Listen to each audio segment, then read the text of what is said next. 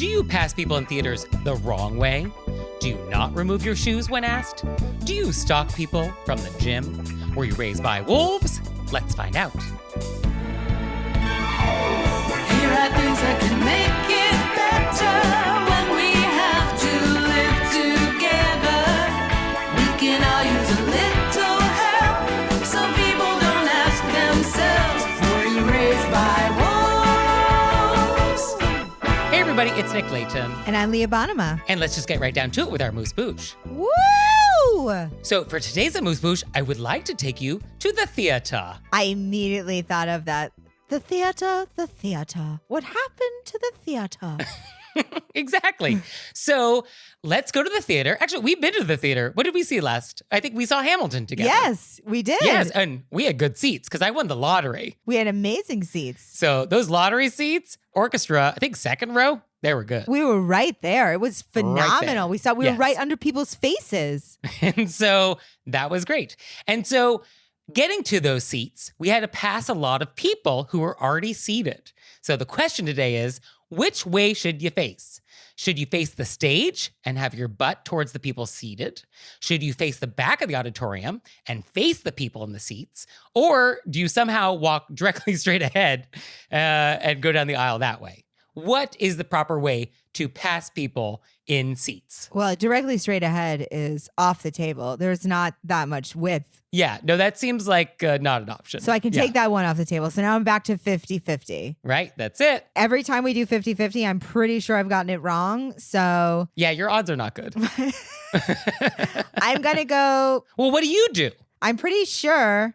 I'm trying to think of what I do. I feel like I've probably switched it up, but I feel like I go, my face is towards the stage. Okay, so yes, in the United States, that is typically what we do. And most all of the etiquette gurus agree that that's what we do. And so Emily Post, she has weighed in on this, and she says you should do that, and you should, quote, press as close to the backs of the seats you're facing as you can, and be sure to not drag anything across the heads of those sitting in front of you. She warns that a coat over an arm can, quote, literally devastate the hairdressing of a lady. But also even take out somebody's eyeball. How are you going to do that? You're just What are swinging. you doing? Have you seen these people that just swing their coats around and you're like, That's true. we're in a very tight space. And then Amy Vanderbilt, she agrees with Emily and you, and she wants you to say phrases like, please excuse me, or I beg your pardon. But she does not want you just to say, excuse me, or pardon, because she says that's too curt. And she wants you to give people the opportunity to sort of move around you without barging in. Like, you got to give people the opportunity to shift their knees. Yeah, I always like to, and obviously people can't see me at home. I always like to do when I'm coming in, I do like a little like, hey, I'm coming, wave, point. Oh, I'm down. You know what I mean? So they know Right. I'm coming through.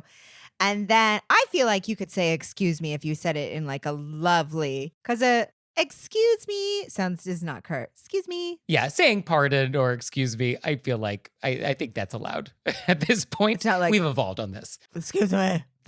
Now, I can't believe I got one right. This is phenomenal. well, there are some etiquette gurus who disagree. So Letitia Baldridge, she wants you to look people in the eye as you're apologizing to them. And she was the White House social secretary in the Kennedy administration.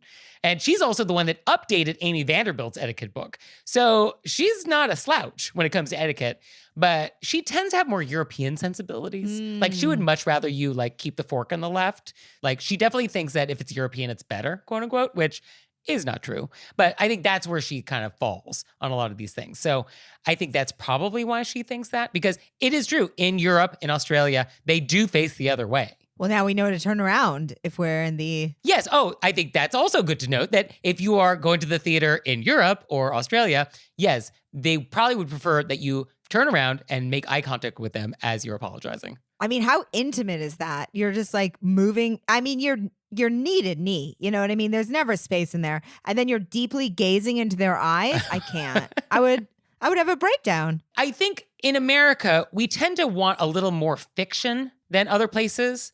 Like, we want to create the fiction that this thing is not happening, that this person is not passing in front of us. And so I think when you have your back to us as you're passing me, that creates the illusion somehow that you are not actually passing me because we're not making eye contact and it's sort of like this passive thing. So I feel like that's why that's slightly more American. We do enjoy being like, oh, this isn't happening. Because also, I think the equivalent is sort of in an elevator. Like if you got in an elevator and everybody was up against the walls of the elevator, like it's a gravitron, and facing each other in the car, like how bizarre is that? So we don't do that. Also, how fantastic that you brought up the Gravitron, because that was one of my favorite rides as a kid. Oh yeah, no, that was the best. But can you imagine as an adult if you're in an elevator and everybody's looking at everybody else? No, Like what a nightmare. I would be like, did I walk in on something? Is this some sort of I would think I walked into like a weird cult where we were chanting, where we're going to face each other in an elevator? Nightmare. Yeah, see what kind of footwear everybody has. And if they match, get off at the next floor. And then finally, if you're actually seated and somebody's passing you, it is polite to stand if you can, especially if the seats fold up. So if the seats are the fold up kind and you can stand, that gives everybody a lot more room to get by. And so that is courteous to do that. I always try to, because sometimes you get there and then you put your bag down or there's something on the floor. I move that out of the way when people come. Absolutely, Make sure you yeah. grab it, pick it up, move it. You don't want people tripping and breaking an ankle. Yeah, no, you want to move your knees. You want to try and make way. Yeah, you want to make an effort. I'm still really excited that I got that one right. Congratulations. Thank you.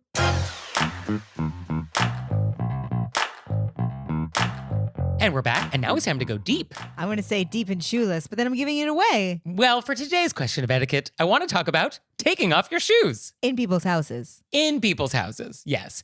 And so what is actually really interesting, I find, is that we get a lot of questions from you all in the wilderness, and they come in clusters. Like 1 week, we'll get all these questions about one very specific topic. So it's like, oh, that's in the zeitgeist right now.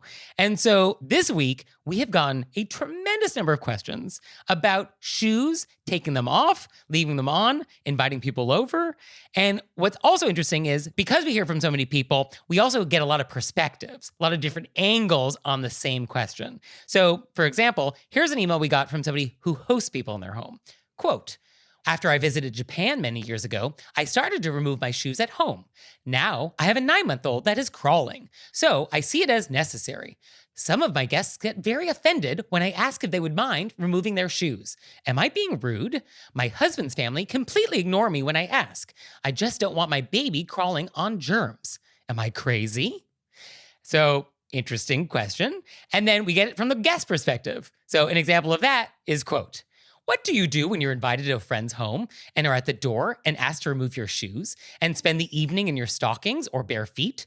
It's not as if we were told ahead of time to bring a change of shoes or slippers. So to our first letter writer, I want to say up top, congratulations on your new baby. Yes, congratulations. I love that we got the letter from both opposing thoughts. Yes, and these are just examples. We have received many more questions from people wanting to discuss shoes and houses, on or off, et cetera, et cetera. So it's interesting. It's in the zeitgeist.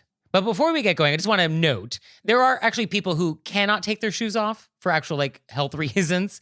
And as a reminder, just health, safety, these always trump etiquette. So if you have a reason why you just need to keep your shoes on, well then, of course, just keep your shoes on. Oh, I'm glad you brought that up. Very good point. So just want to mention that. I do feel like I've always been around shoe removal because you live in a place where there is a very strong seasons. You got mud season. And then construction. That's what happens in Maine. It's always on the bottom of your feet. You got to take those shoes off or you're tracking it through the whole house. Yeah. Oh, yeah, for sure. Yeah, it is not unreasonable to not want dirt in your house. That's a fine thing to feel. Absolutely. And then I feel like in New York, a lot of my friends just had no shoes rule. It was very common. Yes. I mean, this is regional. So in Japan, it's almost universal. In Maine, probably almost universal. In New York City, it is so disgusting what is happening outside. I actually just got home the other day and I was fumbling with my keys and I had a cup of coffee, which was dripping. And so I actually had to set the cup of coffee down on the floor to get my keys out. And then there was some coffee on the floor of my hallway. And so I got a paper towel to clean it up and just a couple drips, but the amount of black soot that came up on this paper towel from my hallway. And there's only one other apartment past me, and they do clean those floors every week. And so where is this grime coming from? air, the New York air. It's just disgusting, this town. Well, you've been on the subway. Ugh. I don't even let my clothes that were outside touch my bedroom. Oh, I know lots of people that change into like house clothes like Mr. Rogers when they get home. Absolutely. I can't even tell you how much I love Mr. Rogers, and I always change into house clothes. And now that you brought it up, I wonder if that's where it's from deep inside. So with shoes, it is not unreasonable to not want those in your house. But it is not unreasonable as a guest to not want to be surprised by that. So I guess in communities where there's mixed rules, where it's not consistent across the board, where guest and host expectations may be different, then yeah, I guess what do we do with that? Well, I actually recently went to a party where in the invitation it said, we're at no street shoes house. So either bring slippers or a change of shoes. Okay, I think that is polite if you are a host having an event to warn your guests. Yes, I think that is considerate. And I think that could be on all levels. Like if it's a big party, it could be in the invite. Or if you're having people over for dinner, you could say, hey, we'd love to have you over for dinner. In our letter writer's case, to say, we have a new baby. She's crawling all over the floor. We'd love to keep it clean. So if you could bring slippers, that would be great. Yeah, I don't think that's unreasonable. And I think better hosts, if that's the type of house you have, will offer slippers, like disposable slippers to guests. Or like cute socks with little animals on them. I mean, you do you. Whatever guest amenities you want to offer, that sounds great. I can't imagine showing up and you're not a person who's used to taking your shoes off and your feet weren't ready to be debuted. And so you felt taken off guard and you're like, my feet are not ready. I was unprepared. And interestingly, or maybe not interestingly, Miss Manners is not a fan of making people take off their shoes. She does not like that. And it is true, it is more formal to allow people to keep shoes on. Like if you're hosting a formal dinner party, yes, you should just let everybody keep their shoes on and just know you're gonna have to clean the floor afterwards. I feel like the more formal the event, the more likely everybody should be allowed to keep their shoes on. Well, it's probably a part of the ensemble. Right, exactly. And I, as a guest going over, I always ask when I'm at the door. I also, because it's very familiar to me, I always say, should I take my shoes off? Yes, I think better guests should always offer, regardless. And so I think it is courteous to offer to take your shoes off. And then if it's not a big deal, then they'll be like, oh, no, keep them on. I also, not to blow any minds right now, Okay. I always travel with an extra pair of socks. Oh, What I think is a nightmare is wet feet. Wet feet, nightmare. okay. So I always like to have a backup sock somewhere in case there is, and maybe it's not even for me. Sometimes if somebody be like, their feet wet, I go, oh, I have socks. How often has the emergency sock come into play? Oh, it's coming to play. When I was in New York, all the time. Oh, that's true. Oh, yeah. No, there's puddles that are way deeper than you think. You think, and then all of a sudden you're in, and then you're going to get an illness. Yeah. Then now we're cutting off your feet. Now, Sure. now you're having your foot removed. And what a crisis. I also cannot perform with wet feet. It's one of my things. So I also, and then that way, if I'm going over to somebody's house, I don't know them very well. I don't know what the rules are going to be. Right. If I feel insecure that my feet, like that my socks are not my, I don't know, professional socks, I'm going to swap out my socks. I'll be like, oh, I got footies. Although I think it would be nice to just always have nice socks. Like nobody should have holes in their socks. Oh, I don't have holes in my socks, believe it or not. I know I remind you of somebody who would, but I'm very particular about my feet. I cannot handle a hole in the sock. It'll send me home. I have socks that I think are like more like slipper socks that I would pull out at somebody's house. Okay. Do you know what I mean? Yeah, I think it's good to be prepared. I mean, I think that's never a bad idea. I mean, a few episodes back, we had the question about the bathing suit parties and they never had a bathing suit. And we said, throw it in the back of the car if this happens a lot. If you really hate taking your shoes off at people's houses, but it keeps happening to you, I would say throw some cute little slippers in that bag. Yeah, I think that's the way to be a guest, is just be prepared. And if you were asked to do it, then yes, you don't ignore your host's request. I mean, that's super rude to be like, I hear what you're saying, and I'm going to choose to ignore you, and I'm going to walk all over your house now with my shoes on. I feel like it's often at friends' house because I do feel, as you said, if it was more formal, we're leaving our shoes on. And that's why I think if it's more intimate, you could actually ask your host, hey, my feet weren't prepped. May I borrow a pair of slippers? Okay. Because I do think it is going to be more intimate when the shoes come off. It's going to be your friends. They'll probably throw you a pair. Sometimes we haven't had that petty. You know what I'm saying? Well, if you stay petty, you don't have to get petty. I have an appointment tomorrow, as luck would have it. That is lucky. And now it's time for an intermezzo. Intermezzo. So this episode is sponsored by Peloton. And Peloton is pushing you further with so much new on the Peloton Bike and Peloton Bike Plus. That's right. So I did a class this morning. I did the 30-minute yoga flow class all to the soundtrack of ABBA. And for our listeners at home, you do not have to have the Peloton bike to have the app. You can just get the app and do all these cool workouts in your home. And what's nice about the app is no matter what class you're taking, there's a soundtrack that they've already curated, and it tells you what song is playing as it comes up, which is nice. Because sometimes you're in a workout class, you're like, oh, I like the song, I don't know what it is. And, you're in the workout class, so then you forget about it. But this actually will tell you all the music that's in a class. I love that. And I also love that they have different workouts for any kind of schedule. So you could do a 30-minute strength, you could do a 20-minute cardio, you could do a 15-minute total body workout. So visit onepeloton.com to learn more. That's ONEPELOTON.com. And now it's time for Intermezzo. Intermezzo. Have you guys checked out our Patreon page? Because I think it's pretty fun. I mean, we have a good time over there. We do have a good time over there. We would love for you to join us. So go to our website, click on monthly membership, and see if it's something you want to do. Thank you. Thanks. And we're back. And now it's time to take some questions from you all in the wilderness. Ow! So our first question is, quote, recently, my boyfriend and I were invited over to a friend's house. Once we arrived, we were offered wine and snacks. We toasted and then sat down at their table to chat. There was a small plate, napkin, and coaster at each chair. I noticed the hosts were using the coaster for their wine glasses, which seemed perfectly appropriate to protect their antique wood table. After a few minutes, the hostess brought out ice water for each of us as well. I took a sip of the water, and before I put it down, I glanced around the table to see what I should do about the one coaster and now 2 drinks. To my dismay, the host used the coaster for his wine glass, and the hostess used the coaster for her water glass. I glanced at my boyfriend for silent support, but he wasn't using the coaster at all. My heart is racing telling this story again. Thankfully, the hosting couple are lovely individuals and they didn't say a word. But in the future, should I simply ask for another coaster? Or ask what they would prefer I do with the extra glass? I did have a cocktail napkin, but I wanted to save that for my fingertip wiping after eating the snacks. I'm worried we left water rings on their gorgeous table, and I would love your advice. Just quickly up top, I want to say that I underlined this sentence. My heart is racing telling this story again. And I wrote next to it, I love you. Okay. Just because I feel that too when I go back in it and then I'm like, Yeah. I'm breathless.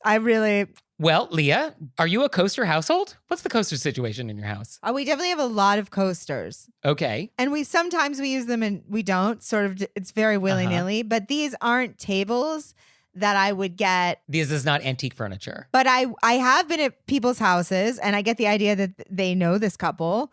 They're, quote, lovely individuals where there's 2 items of beverages and there was only one coaster and I just ask. Yes, I think asking is always fine. Like, oh, do you have another coaster? Or would you like me to use a coaster? Or what would you like me to do with this glass? I think all of those are fine answers. I've said to people, oh, this is such a great table. I'm afraid to put my glass down. Do you have a napkin? Or, I just ask. Yeah. And the point of the coaster is to catch drips or condensation. Like, that's the idea. So that it catches that so it doesn't hit the table. Like, that's the point. And so in this scenario, though, a wine glass, I'm assuming this is a stemmed wine glass, it's very unlikely that this is going to be producing condensation and drips. So I think if I only have one coaster and 2 glasses, I'm going to give the coaster to the water glass. I'm not going to worry about the wine glass. I don't think stemmed wine glasses really need coasters. That was my thought too, because water glasses always sweat. Right. And if your wine glass is sweating, either you're in a really hot climate or your wine is too cold. So either way, should you be drinking wine? Maybe you should be drinking sangria. I love how often you'll bring in a third option, which is... Yeah, like maybe you shouldn't be doing any of these things. Yeah, what you're currently doing is wrong. Also, the hosts are not using... Yes, that's another good point. Often we want to look to our hosts for cues, but you're getting mixed messages. And so that's not helpful. Our lovely letter writer looked to the host for cues. Yeah. They did all the right things. They did all the right things, yes. So what can you do in the future? Yeah, I think just ask, and that's fine. I also love the sentence. I glanced at my boyfriend for silent support, but he wasn't using the coaster at all. Right. That's another issue. He may have left water rings on that antique table. So for that question, yes, you may have caused irreparable harm to these people's furniture. No, because the hosts weren't using so it's fine. I don't want our letter writers to worry that their boyfriend caused irreparable harm. Okay. Our letter writer is clearly invested. I take it back. So our next question is, quote, I recently moved to a small town and joined a gym. One of the staff at the gym was very friendly and nice and asked for my number.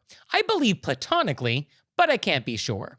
Since then, she's been reaching out multiple times a day in different avenues, texting, calling, and Facebook messaging.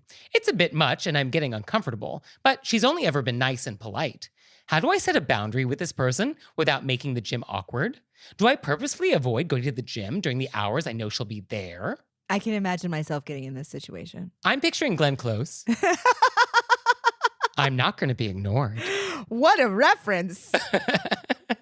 Hide your bunnies. Hide your bunnies. Spoiler alert. So easy part of the question. Do I purposely avoid going to the gym during the hours I know she'll be there? No. Even though I understand that feeling. You just want to make it easy. Absolutely. But we can't live in a world in which we hide. No. So I think we're just polite and we go about our business. Well, okay. So you just want to set a boundary and want to just like let this person know that it's too much? Or do you want to just lightly reply to all these messages that are coming in every platform available? I cannot respond to every message I have on every platform. You would be on every platform all day. Yes. Which I think this person might be. So I think don't feel responsible for replying all the time. We can't be on social media all the time. It's impossible. Yeah, no, that's very true. My thought was pick one channel that you are comfortable talking to this person on, and then ignore all of the communication on all the other channels and just respond exclusively to one channel. And you can even say like, oh, I'm not great on Instagram and Facebook, like only text or whichever one it is for you. And that way we can at least cut out some of the noise and focus only on one medium. And then from there, yeah, you can sort of politely respond when you can or want, and you can kind of make that farther and farther apart. And then when you see them at the gym, you just be like, hey, how are you? And then you go to your workout. Yeah, polite and cordial. And if they're like, did you see that text? To be like, oh, I haven't seen it yet. And I think it's fair. You're within your reasonable bounds to not be tethered to your phone responding to people all the time. And then I guess it is a cautionary tale about giving your number out, regardless, platonic or not platonic.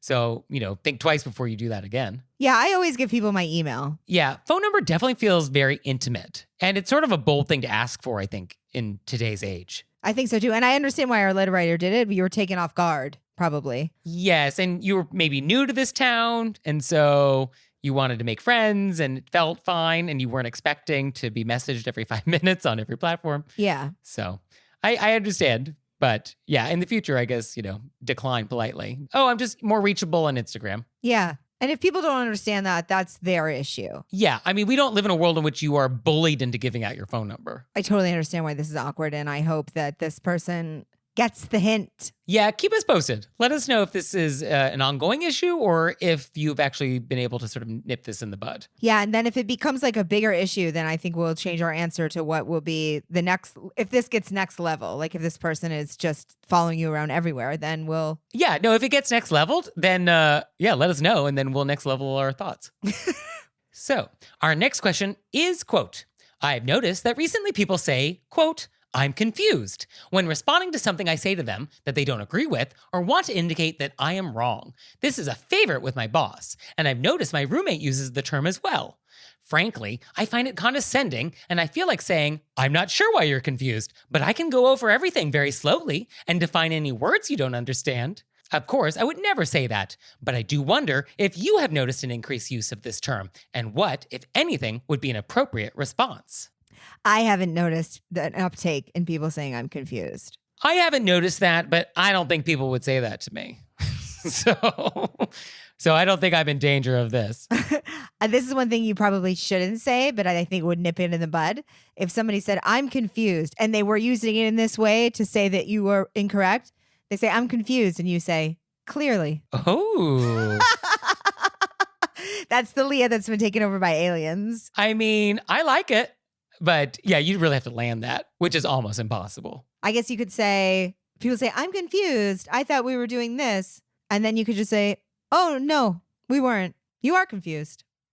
Yeah, I mean, I think the response is to not acknowledge that this is really passive aggressive. Yeah. This is pretty passive aggressive, and it's condescending, and it's patronizing. Like, it's a lot of flavors that are not fun. It's a lot of icky flavors. And I think we just want to use a non-judgmental, value-neutral tone and just respond with the factual information that they're confused about. And then if they just say, I'm confused, I think we could say, oh, what part is confusing for you? Right. Like, what do I need to clarify? But I would understand, as our letter writer said, what they wanted to say, why it feels annoying. And I think that's why you used to do what Nick said, which is you're like, oh, no, this is what we said. And I think for people who say I'm confused when they really want to disagree with somebody or tell someone that they're wrong, don't. Yeah, I think find a different way to say that, because I'm confused when you're not actually confused. You just want to disagree with somebody.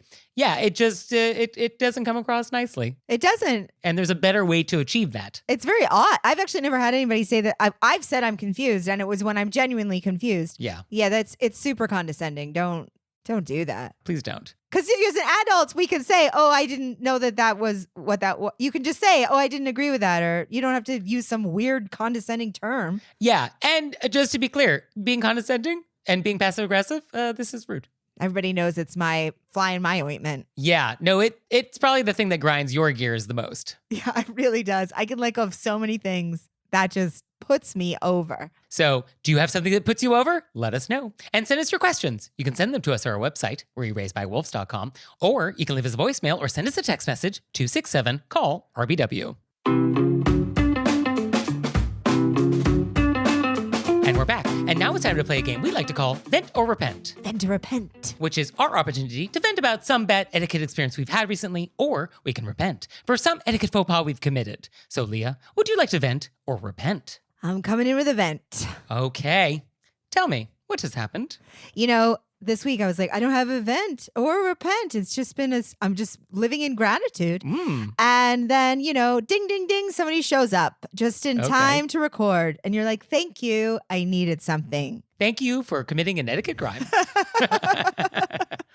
So I'm out of town for a comedy gig, and I always go for a walk when I get to a new place. I like to, shake off the plane, I'm walking through this like lovely town, and somebody says something to me, and I can't not respond. It's in my DNA. Okay. You're being catcalled? No. Like somebody goes, hey, nice day. And I was like, yes, they were standing in front of a shop. It was a friendly hello. And so I immediately am like, hey, and I turn and I face them. And then I realized that they're handing out samples in front of a high-end cosmetics store. Okay. But I've made eye contact. I've said hello. You're in. They'd say, do you want a free sample? I should have just said no and kept moving. But I said, oh, thank you so much. And then they said, where are you in from? And I said, Los Angeles. And he says, you don't look like you're from Los Angeles. So then I said, with a smile, what does that mean? Why would you ask a follow-up?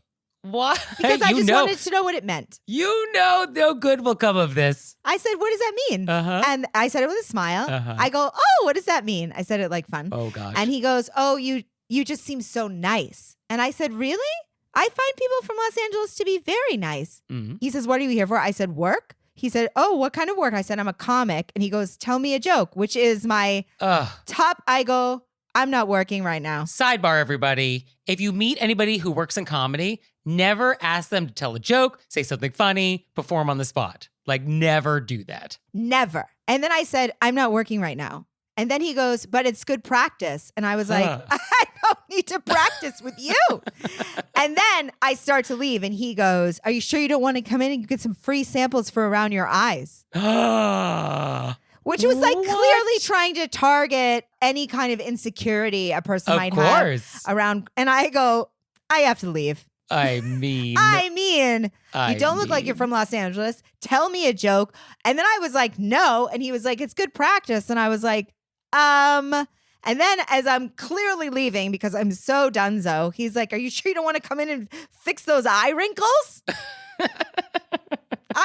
I got caught in trying to be polite. I should have cut it off early. Yeah. No, this is why you should never say hello or make eye contact with people in small towns. It's so hard to stop oneself. No good deed goes unpunished. No good deed. Tell me a joke. I love that he doubled down. You sure you don't want to practice? Oh! Yeah, let me do my hour with you right now. So for me, I would also like to vent. And so, there are these things that just go together. Things just pair well. Peanut butter and chocolate, Netflix and chill. And then you know how there's these things that do not pair together well? Well, for me, it's being wrong and being rude. You can't be rude and wrong at the same time. That's the worst combination. It's just the worst. I hate that so much. And so I'm at my local sandwich shop, which we've talked about before, and it is the source of a lot of etiquette unhappiness. And so I'm in there again, glutton for punishment, and I want to go order a sandwich. And how the sandwich shop works is you enter, and the sandwich board is on the right, and you make your way to the right, and you order. You work your way down to the left where there's the cashier. You wait for your sandwich on the left, and they'll hand it to you. That's how this works. It's also 4 square feet. There's not a lot of other ways to do it. So I go in, I go to the back of the line. We're all moving up, and the guy in front of me, isn't moving up. And I'm like, oh, I think you're next. And he turns to me so rudely, and he's like, the back of the line is over there. And he points to the left side of the sandwich shop where people are waiting to pick up their sandwiches. And it's like, that's not the back of the line. You're standing in line. And he's like, I'm waiting to pick up my sandwich. And I'm thinking, that's not where this happens. You're standing looking like you are waiting to order. What is wrong with you? And he was so rude about it. He was so rude. He pointed dismissively. His tone was dismissive and rude. Everything about this was wrong.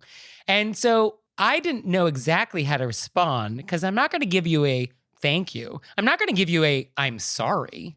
So all I think my brain could give was, oh. And it had a tone of oh, you're an idiot, or, oh, maybe you're correct, or, oh, thank you. It was an oh that had a lot of plausible deniability about what that oh meant, but it really meant why are you an animal? What is wrong with you? And so I just sort of walked around him up to the counter and I ordered, and everybody there knows me because I've been going there for 100 years. And so I think he was surprised, oh, he just went out of line and somehow got served. And how did he do that? I don't know. But I just hate people who are rude and wrong. That combination to me, that is my kryptonite. It is the worst. It's the absolute worst, rude and wrong. I love how you put it in combos that are good, combos that are bad. And so right, so annoying.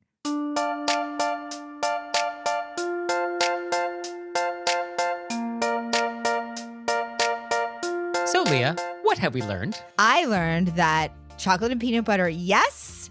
Rude and wrong pairing, absolute no. Hard pass. And I learned that you carry around backup socks at all times. I do, yes. And I'm happy to give them out if somebody is in a situation. All right. If you need socks out there, Leah Bonnema, she's got you covered. I'm very into foot comfortability. Well, thank you, Leah. Thank you, Nick. And thanks to you out there for listening. I'd send you a handwritten note on my custom stationery if I could. He would. So, for your homework this week, we want your questions. And you've got them. Oh, we know you've got some questions. You do, you do. So please send them to us. You can send them to us through our website, we'reraisedbywolves.com. And also, we know you've got some vents or repents out there too. Oh, get it off your chest. Get it off your chest. And we'll see you next time. Bye. Bye.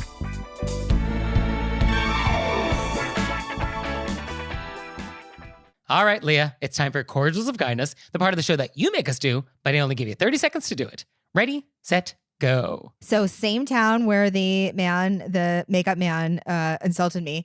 On the upside, I went out to dinner before the show and I was with another comic and we were talking to this lovely couple who was sitting next to us.